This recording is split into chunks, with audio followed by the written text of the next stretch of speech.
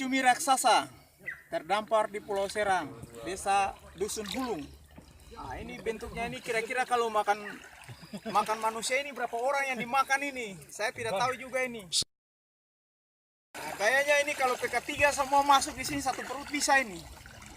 Nah, ini binatang langka yang terdampar di Pulau Serang. Panjangnya kurang lebih 10 meter. 15. Panjangnya kurang lebih 15 meter dengan kelebaran sekitar 7. 6-7 meter. Namun barang ini kita ketemu sudah mati. Sudah cukup umur untuk dia harus mati ini.